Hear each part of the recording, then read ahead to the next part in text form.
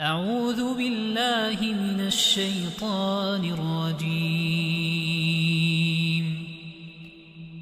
بسم الله الرحمن الرحيم. تبارك الذي بيده الملك وهو على كل شيء قدير.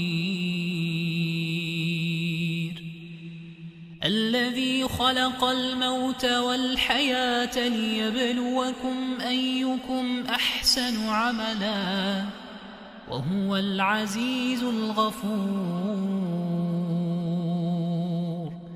الذي خلق 7 سماوات طباقا ما ترى في خلق الرحمن من تفاوت فارجع البصر هل ترى من فطور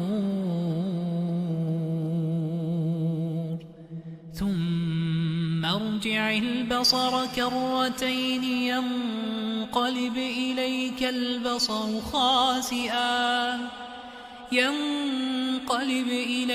البصر خاسئا وهو حسير. ولقد زينا السماء الدنيا بمصابيح وجعلناها رجوما للشياطين وأعتدنا لهم عذاب السعير. وللذين كفروا بربهم عذاب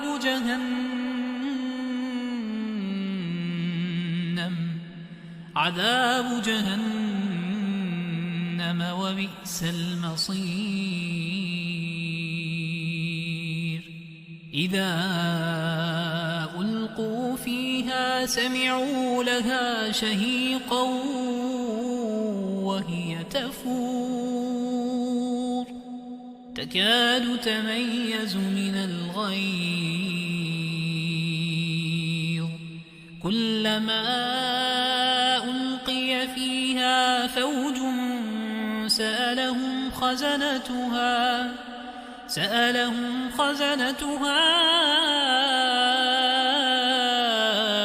ألم يأتكم نذير؟ قالوا بلى قد جاءنا نذير فكذبنا وقلنا ما نزل الله من شيء إن أنتم إلا في ضلال كبير. وقالوا لو كنا نسمع أو نعقل ما كنا في أصحاب السعير فاعترفوا بذنبهم فسحقا لأصحاب السعير. إن الذين يخشون ربهم بالغيب لهم مغفرة وأجر كبير. وأسروا قولكم أو اجهروا به إنه عليم بذات الصدور. ألا يعلم من خلق وهو اللطيف الخبير.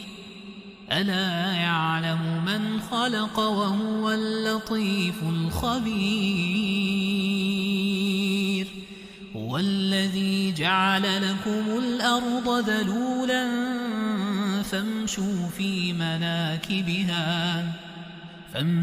في مناكبها وكلوا من رزقه وإليه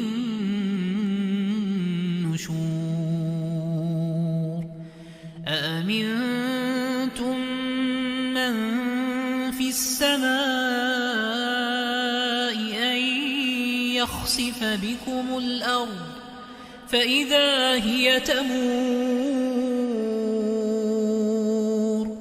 أم أمنتم من في السماء أن يرسل عليكم حاصبا فستعلمون كيف نذير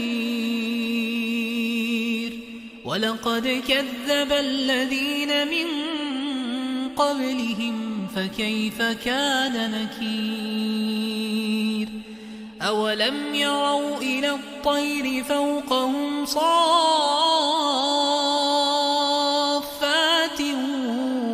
ويقبض ما يمسكهن إلا الرحمن إنه بكل شيء بصير